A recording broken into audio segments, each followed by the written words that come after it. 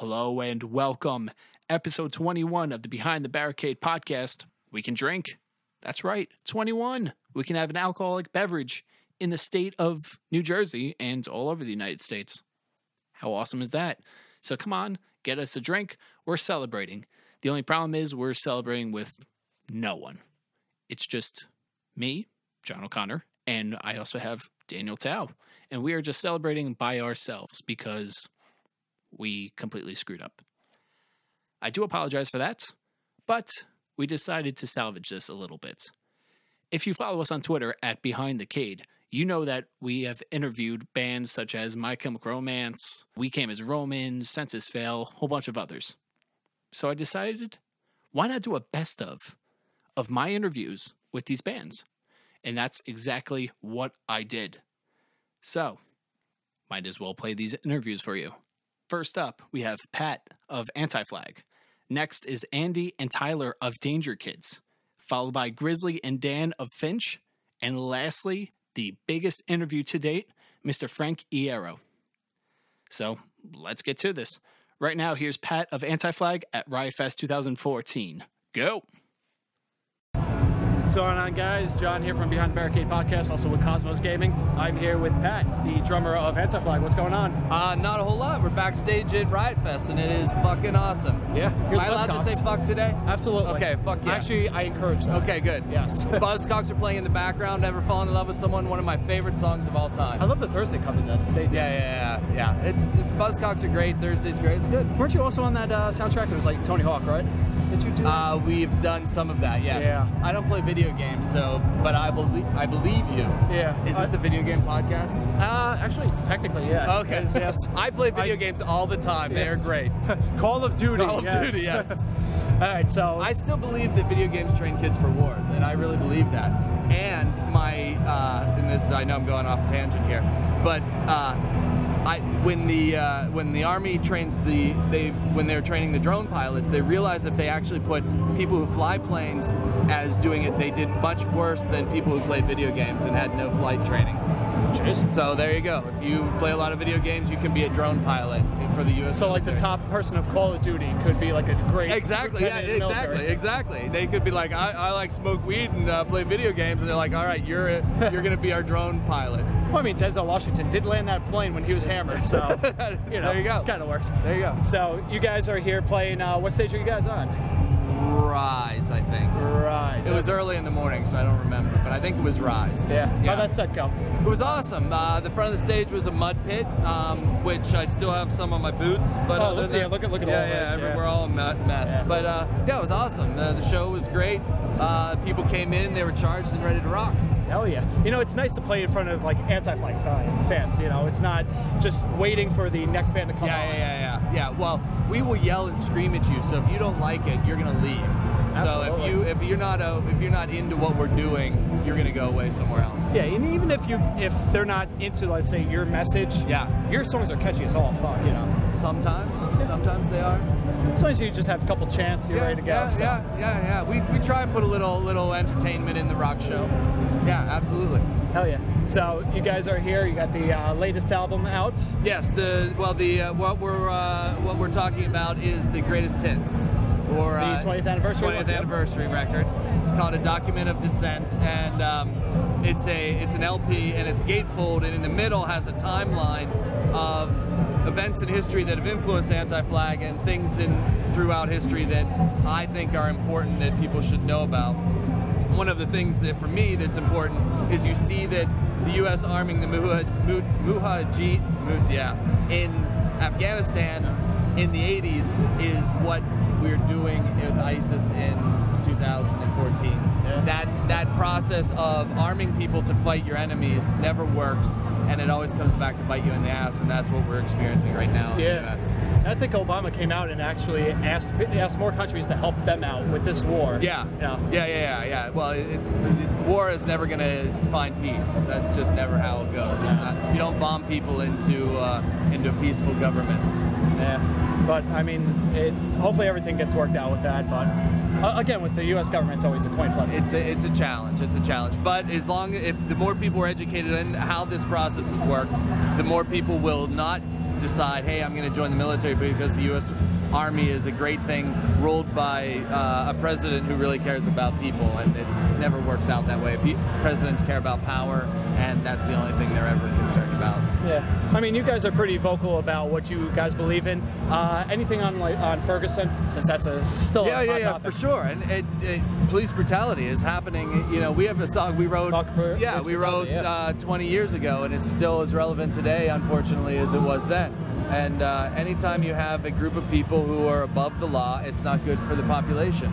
And that's what happens. They have guns, and they think that they can get away with whatever they want. Yeah. And sometimes they do. We'll see it within Ferguson, whether it's really justice or whether it's swept aside and that the guy gets off.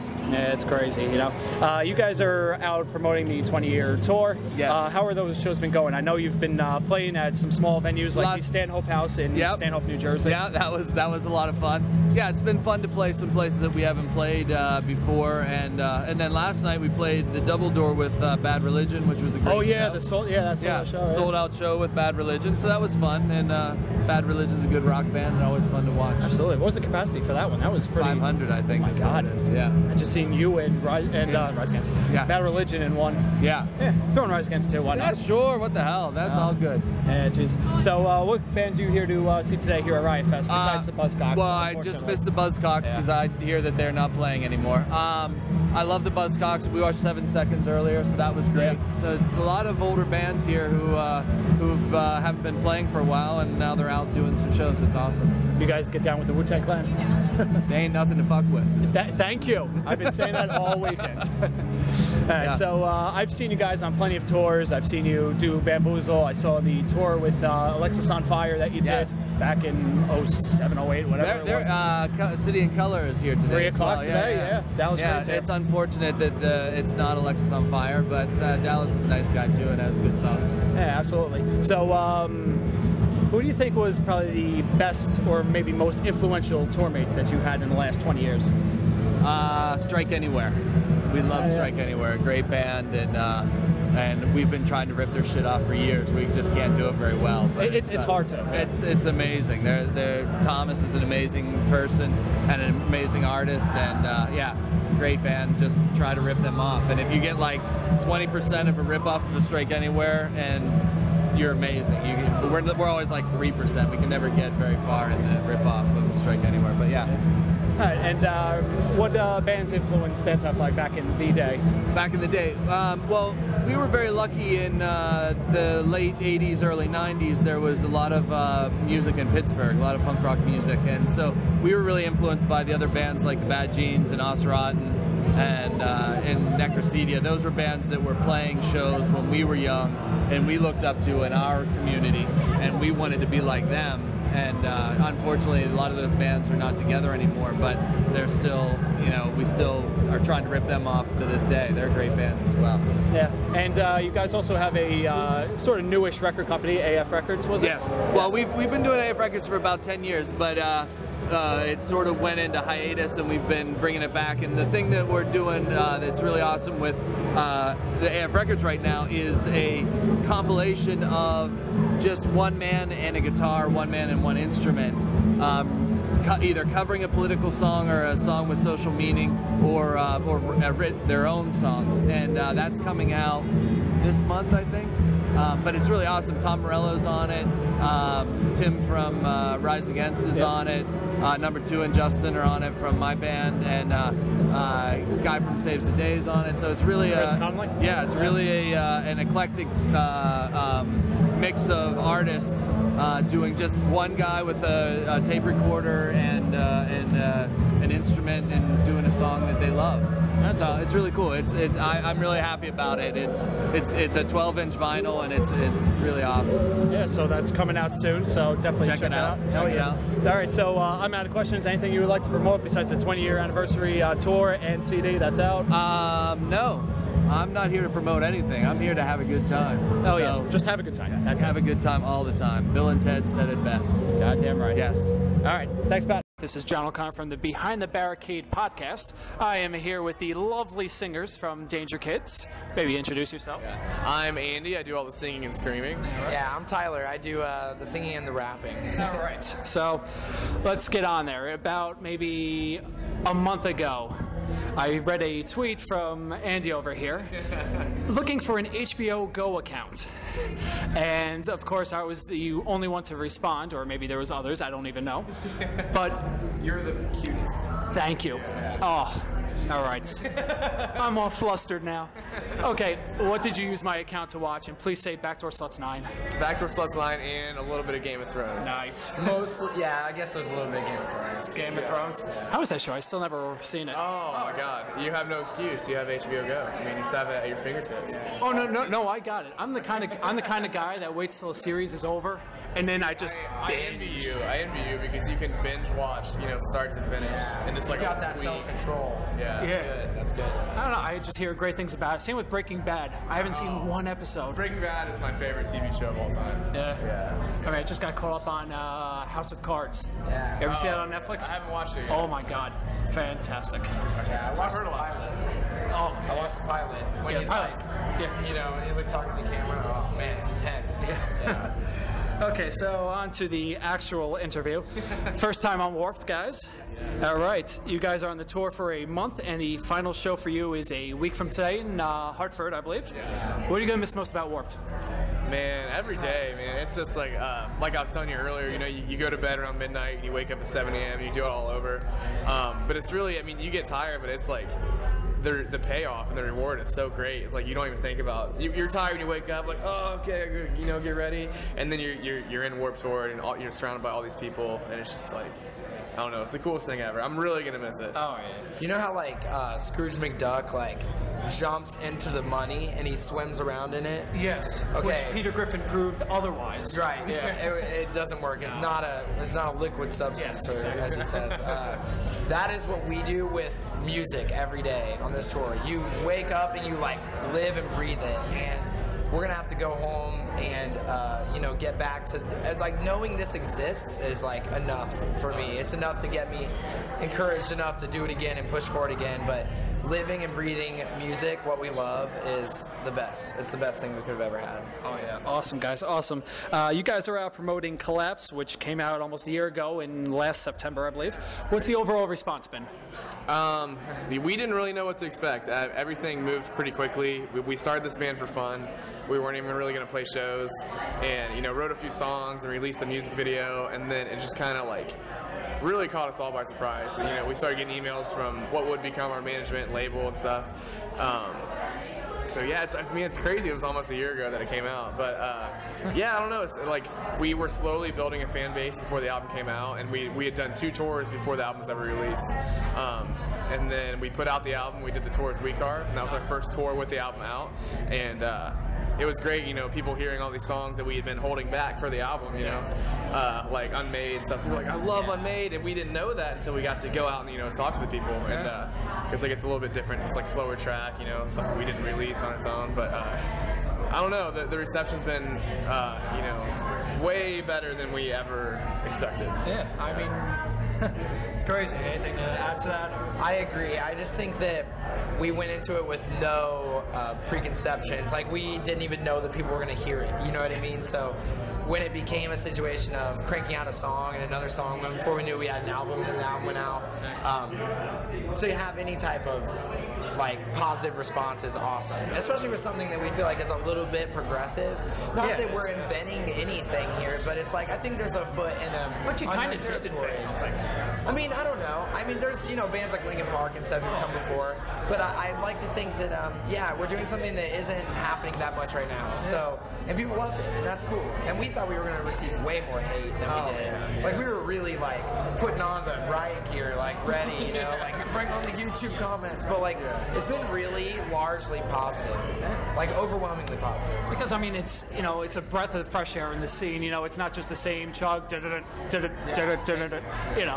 It's something different, and Right. that's. I think we put a lot of focus on the emotion and the message of the song. We spent forever on lyrics, forever, to get it to a point where we feel so satisfied that, I don't know, we're like proud to say it, you know? It's not like that embarrassing first album that a lot of bands have, I think, where they're like, oh, well, I was young and, you know, I was dumb. Like, we're really, really proud of it. I mean, as corny as it sounds like this is your hybrid theory. Oh, that'd be nice. Like, yeah, thank you. Yes. Yeah, hopefully we can write a Meteora or something. That'd be cool. That is to say, a follow-up great record. Yeah. To clarify. Also, speaking of Linkin Park, they did play that one show out in California, and I saw a few of your photos. You guys met them. How were they overall? Oh, they were so cool. You know, you hear a lot of different things about different people, like, you know, so and so, you know, they're rude or blah whatever. And, you know, all that stuff aside, we met Mike and then we met Chester, and they were both the nicest people. Oh, absolutely. Yeah, and it's really cool because you know, a lot of people, I think, like, you know, a little bit of fame goes to their heads, and I mean, these guys have every reason to be jerks. You know, I mean, they're a gigantic band, and they took the time, they talked to us. You know, we spent probably like 45 minutes talking to Chester. I mean, they just about like do that. Just about like random tour stories back when they were in a band. You know what I mean? And it's really cool also, and on a separate level, to hear those stories from Chester, someone who you never picture, you know, touring in a van and grinding it out. Yeah. But I mean, they did, and you're like, wow, like you went through the same stuff that we went through, and I mean, look at you now. You know, it's like, I don't know, it's really cool. It's like almost humbling in a way to see how nice and genuine those guys are. Oh yeah, definitely. If at any point you wake up and you feel like, oh man, like things are tough, or like, you know, there's a lot of trouble in my life, or I'm hungry, tired, sunburned, whatever, I just think about them and how nice they were, and I'm just like, I got no excuse. Yeah, like I'm a nobody, you know what I mean? And compared to them, like, you know, and if they're out there, nice as can be, I mean, I get to, you know, so it's like it's a good thing. I feel like I took that away from them. It's like even on their worst day, they seem like the most genuine, yes, people. Yeah, but yeah, actually met them 2 years ago in Connecticut.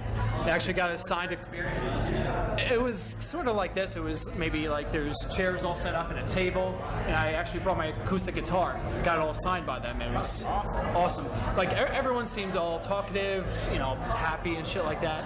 But except for Mr. Hahn, he was a little conserved. But I mean, it doesn't matter. Yeah.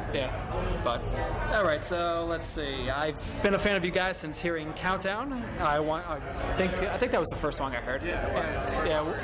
Whatever song you put out first, I heard it. Want to say, and I ended up loving Collapse. For someone who's been living under a rock, how would you describe Dangerkids, even though you already described it? I think the easiest way we generally describe it is like you know, a modern, you know, heavier Linkin Park. Yeah. And I think most people when they hear it, they get the Linkin Park feel because we have the rapping. Yeah. And then we knew that when we started out. Yeah. But yeah, I don't know. It's a cool hybrid of, you know,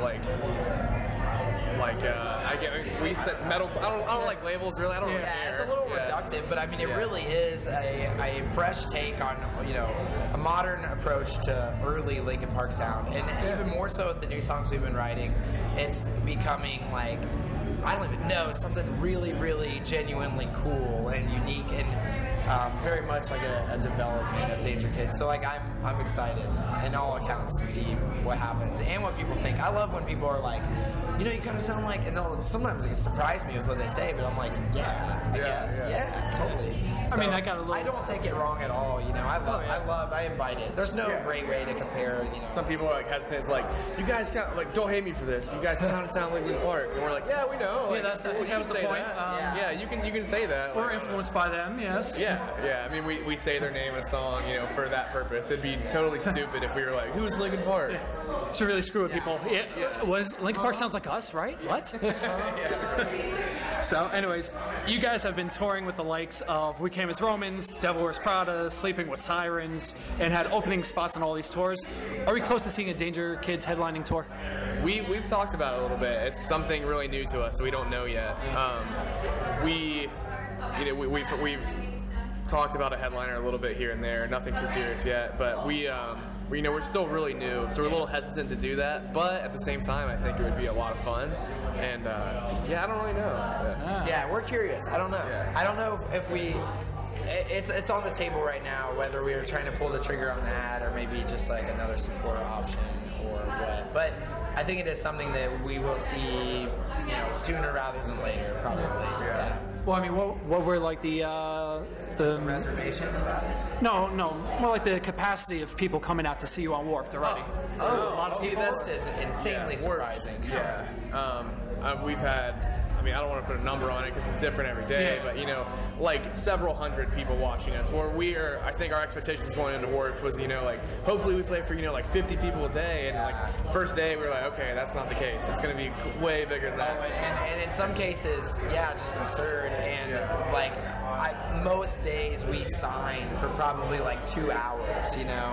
I mean, there's just a line, and that's new to us as well, you know. And I don't think maybe that's the Warped culture too, and not something we might not see something like that somewhere else we go, at least not for a while. But that, man, such a surprise, like just awesome. Just the best thing that we could have done really is be on this tour. It's really flattering to, you know, every day we play a show and we're doing exactly what we want to do. We're having a ton of fun, and, you know, every day we're like, you know, we're going to hang out on a merch table, we're going to sign autographs, take pictures with every single one of you until you leave. And, you know, and it's just been, like we said, over 2 hours almost every single day. And it's really cool that people will wait that long to talk to us. It's really, really flattering. They just, I don't know. Like, we've had days where there was like a storm coming through, and the people in our line helped us hold down our tent from being blown away. Wow. Like, I don't know. It's like literally like a sandstorm, which I've never even been in a sandstorm. It was kind of scary. Yeah. When you're sunburned and there's like sand just hitting you in the face, and like the fans are just holding it down, like, yep, this is New Mexico, like get used to it. Like, you know, I'm glad they were there to keep me calm. I was scared. And then same thing, we play in pouring rain.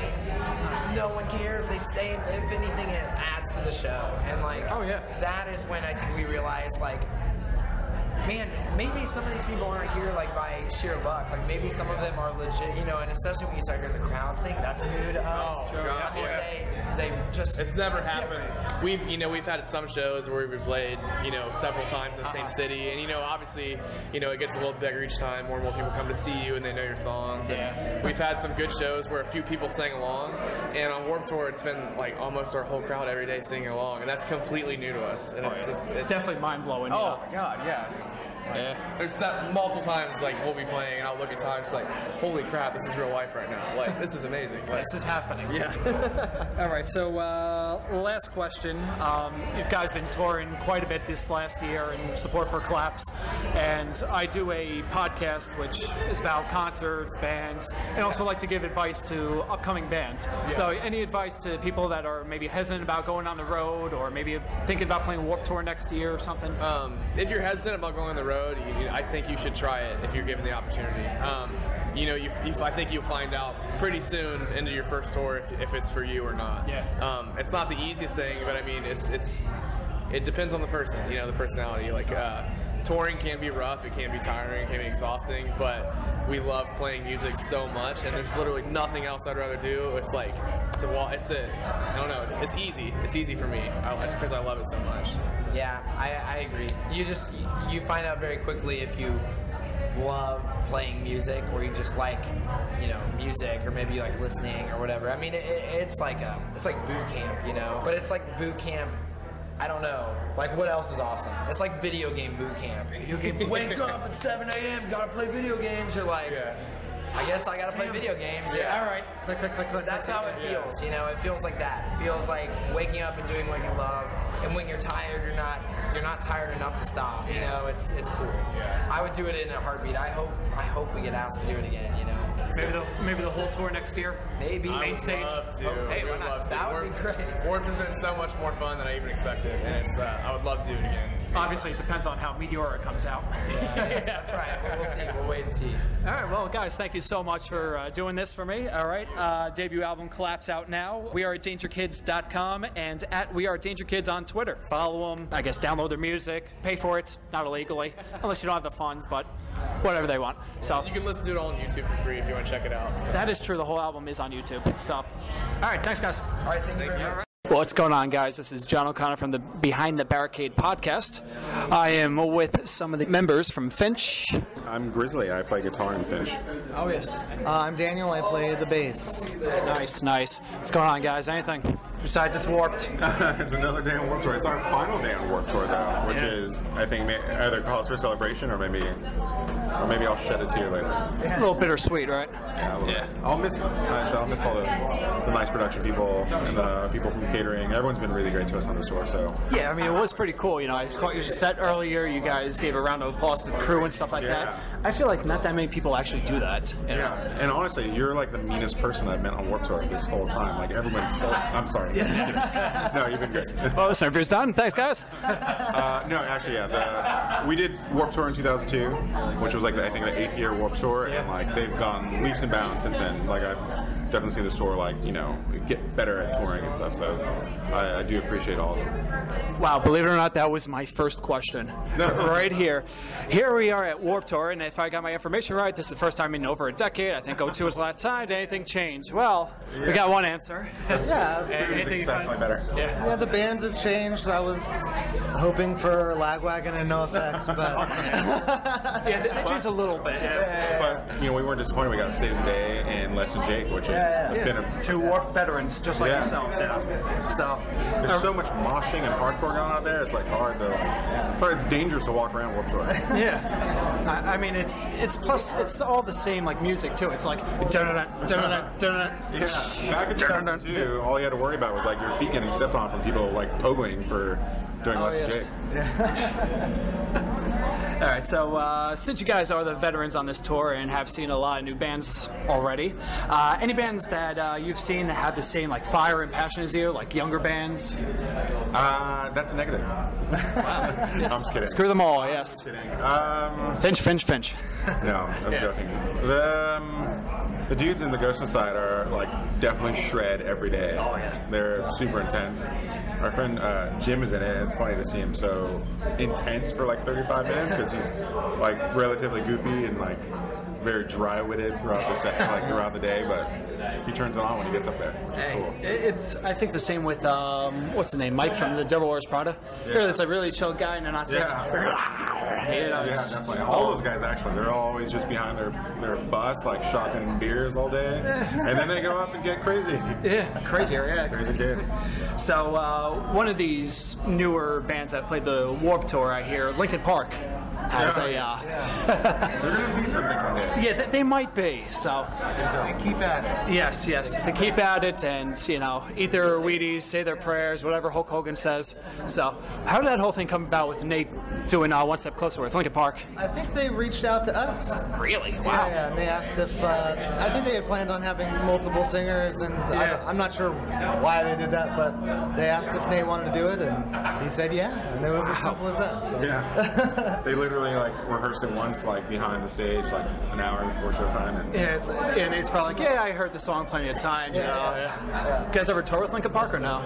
We've met up at like different festivals and stuff, but we seem to like run into like members of like Linkin Park in like random places, which is kind of weird. But they're nice guys. They seem nice enough. At least. They had a good experience. Yeah, that's awesome. Before Warped, you guys came off the very successful What Is the Burn X tour. It was huge. Yeah, wonderful. Just gigantic. You guys played sold out. Yes, arenas just like Starline Ballroom here in Sayreville, New Jersey. We classify that as like a mini arena. Those do exist. Exactly. See, this was the smaller shows for you guys. But anyways, how that all come about? Like what did you do to plan it? You guys are like, all right, this is 10 years of this. Maybe we should play the whole album. It started with like the two. Like it was very difficult to like get us all on board, but when it finally happened, we agreed to like 2 shows, which were going to be at the Pomona Glass House, and that like snowballed into 4 awesome, amazing sold-out shows, which we released a DVD for. But we're like, let's just keep going. Yeah. Let's add a London show, and then like let's. I'm sure the demand was there. Surprising, we get a lot of hate mail to our Facebook, like you fucking assholes, come to my city. So we're like, we'll be there. Yes. We did not expect the response that we got, and we just kept rolling with it. We took it as far as we could, like respectfully take it. How many different legs? Like 3, 4? Yeah. It's like you did the States, then you went over to England, which got like a gigantic response. I've seen the videos. You came back to the States for another run, and then we did Asia and Australia. We did Asia, that too. Holy. We got to get to South America though. Yeah. Maybe we'll do a 15-year anniversary in South America. Man, my bones are already hurting. Hey, that'd be awesome for them. I'm pretty sure they'll all want that. This is your final day on Warped Tour. You guys are playing 2 more off dates after. I think one in Ohio, one in Chicago, I think. Yeah, we got to drive home, so we thought we'd play some shows. Yeah, might as well. You're on the way. So, what do you guys have planned after? Release the new record. Yes. Back to Oblivion in September. That's coming out, and then we get to go do a couple shows in Asia. Do some more England shows. All right. And then come back in October, do a full headlining U.S. tour with Maps and Atlases. Oh, great bands. Yeah, super great. Yeah, awesome. All right, so last question. This podcast that I do is about music, concerts, and I also like to give tips to, up-and-coming bands and stuff like that on what they should do, what they should not do, stuff like that. So you guys been a band for, 15 years off and on? Yeah, something like that. 14, yeah. Yeah, 14, Yeah, we started when I was 18, and now I'm 32, so it's been a while. Yeah. So any advice to the guys that are thinking about jumping in a van and playing like random VFWs? I would say just be smart. Don't be an asshole. Learn your instrument and play it well. Yes. Best you can do is just go on stage and, I guess, shred and rip and, just tear it up. Yep. Yeah, practice your heart out and write, and don't be a dick to the crew. Exactly. There's a lot of bands that This don't guy yells get at his that bass tech. I don't know why he's even saying that. This isn't a drop date? What the hell? I don't have a bass tech. What are you talking about? All right, so yeah, that's about it, guys. Thank you so much for doing this. It means a lot. This is actually my first, real Warped Tour doing interviews and stuff. So awesome, you guys are a part of it. Congrats, man. Here with Frank Iero. What's going on, man? Very nice. That was a good presentation. Thank you. Oh, yes, of course. Yes. So, Frank, you just played the festival today at what, like 12 o'clock? Were you on? Yes, I think so. Yeah. How was the crowd? It was great, man. I mean, you get the kids that are super psyched to come in, and they're fresh. You got them fresh. You know what I mean? Absolutely. So it's nice that they spend their first slot with you. Because for me, like you get the biggest festival like this, you get to plan out your day, man. I got a schedule. I got like everything circled. I know where I need to be in like every 15 minutes. But so it's nice that people come and check us out for the first one. Awesome, guys. Awesome. So, what stage were you on today? The rock stage. The rock stage. Rock stage. Biggest pain in the ass stage to get to, but yeah, that's right. I can't find anything yet. I'm really trying hard. I almost didn't find where we are. Yeah. You should have seen us yesterday. We were literally panicking. And you did it in the rain too, right? We did it in the rain, and that sucked so much, but still had an amazing time. Oh yeah, can't beat it. So, anyways, I am a Jersey guy. Oh, nice. You're a Jersey also. I am. Kearney. No shit. I went to high school in North NA High? Yeah. No, I went to Queen of Peace. Peace. Yep. Oh, Jesus. Yeah. So I was actually interviewing Buddy yesterday from Census Fail. We were talking about Jersey stuff. Right. So I'm going to ask you the same questions. Okay. Willowbrook Mall or Garden State Plaza? Oh man, as a kid, Willowbrook Mall was closer to me. Now as an adult, you gotta go GSP. Hell yeah. And also, MyCam, you guys played at, did you guys play at Bloomfield F Cafe? Oh, yeah. Hottest fucking place in the entire world. It was like playing on the biggest fire hazard in all of New Jersey. One door worked, yeah. I think. Yeah, pretty sure one door worked. Oh, Jesus. Yeah. And it was, I remember it was one fan too. And they would put it up against the wall so no air would come out of it. Oh my God. Amazing. Yeah, that venue was terrible. Did you guys ever play at Birch Hill? Yes, we played there once. We were supposed to have played there twice, but the first time we played there, we were supposed to play there. It was with Sparta. Wow. The pipes burst and the whole fucking place flooded, so they had to cancel the show. I'm surprised they didn't just go on with it. That's what I wanted to. All right, so I got some. That's also the first place I ever saw Guar, and I got mono. You got mono from Guar? Yes, I did. Oh God. Yes. Hopefully it was from a chick and not from Guar. Well, I think it was from Guar. Really? Yeah. There you go. That's a first. So we got some Twitter questions for you from @Stump-O-Matic. I don't know. She wants to know what your favorite song was to record. Oh man, well, that's right, because they all they're your kids. Like they each have a special place in your heart. You know? Yeah. And some come easier than others, but I guess maybe the hardest ones are the most that you feel like most proud of because you really went through something doing them. So I think on the record, I think Guilt Tripping was probably the hardest song to finish. So that maybe was the funnest, even though I hated like every second of it. So that's the pain in the ass child that you have. Oh my God, yeah, such a pain in the ass. I wanted to lock it in the fucking closet. It was the worst. Geez, yeah. Too bad you won't get like child abuse for that. Because, Yeah, hope not. Yeah, oh yeah. All right, another one we have @Nightingale asks what it's like to tour with old friends friends in TBS and The Used. It's amazing, man. Like, it's like a reunion of sorts. We showed up at the tour, and there's so many people that I know. Yeah. You know what I mean? It's like, it's crazy. And just like, not only they're a fantastic band, like, just really, really nice, genuine people. And, you know, like, take you under the wing, and like, you know, they know, like, we're super bare bones. Like, we're, you know, our 5th show we ever played was today. So we're like, you know, we're in a band, and like, we're selling all merch, we're doing all this stuff, like, you know, trying to make it work. And Does it feel strange to be like the opening band on like this 2-person set, or? no, you know, no, because I like doing other projects. Like I did a project called Leathermouth. I did a project called Leathermouth, of course, yeah. So I like that shit.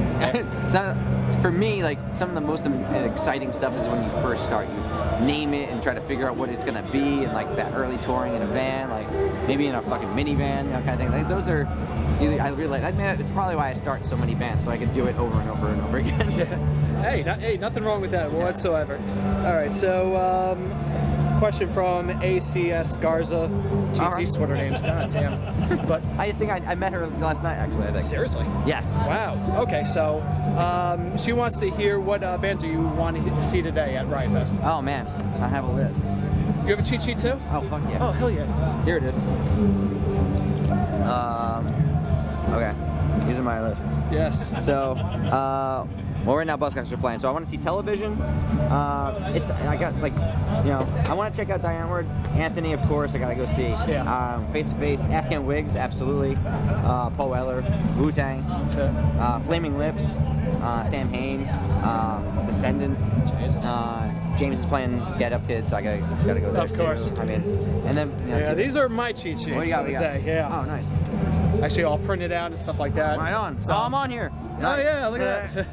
Very Too bad cool. we just got here now. Oh. Damn fucking traffic, but No, that's all right. obviously Very I'll be nice, playing. man. Yeah. Yeah. It's a good band to see. This is Hell yeah. tomorrow. So that's tomorrow, yeah. Oh yeah.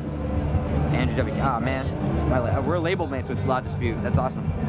I'm surprised they aren't bigger than they are now. Aren't they fantastic? They're great. Great band. All right, so I guess I'm all out of questions. Oh, that's all right. Anything you want to promote, Frank? No. That's it. Don't get anything of his whatsoever. No.